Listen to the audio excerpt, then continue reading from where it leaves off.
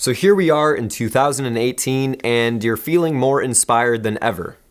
Your favorite YouTuber is out there showing off that beautiful, buttery smooth, slow motion cinematic B-roll, so you went ahead and bought yourself a camera.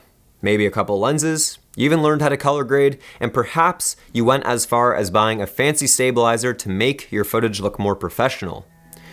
Yet for some reason, something still looks off about your footage and you can't seem to figure out why it doesn't look the same as your favorite YouTuber. Well, luckily, I might have one of the answers to that, and that is why today we're going to be looking at how to strategically use frame rates to get better slow motion video. First of all, I think everybody wrote the Raptors off and, gave us up for dead. But that locker room is full of fighters and scrappers and guys that are really getting into it now. Again, like I told them, it's a marathon, but I'm happy for those young men in there. I think our guys use that as motivation, use it as fuel to fight, to scrap. They did what they did for 82 games, and that was what was important.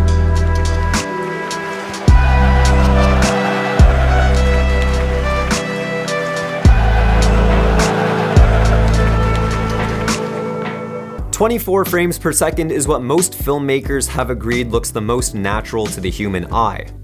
And if cinematic is what you're going for in your videos, then I recommend that you edit all of your projects on a 24p or 24 frames per second timeline or sequence. And keep in mind that for the rest of this video, everything I will be talking about is applicable to a 24p timeline. If you want to create slow motion video, then there are a whole bunch of frame rates out there that vary depending on what camera you're using and what part of the world you're from. But today we're going to be focusing on 3 of the most common frame rates, which are available on a lot of popular Canon, Sony, and Panasonic cameras. If you shoot your footage in 30 frames per second, you can slow this down to 80% of its original speed. On my Sony a6500, which I am using right now, 30 frames per second is available in 4K, so I use it quite frequently when I'm doing things like gimbal work and I want to smooth out any of those imperfections that you would otherwise see at full speed. Once you slow it down to 80%, it masks a lot of those little bumps or jitters, and I use this specifically when I don't want my footage to look noticeably slow.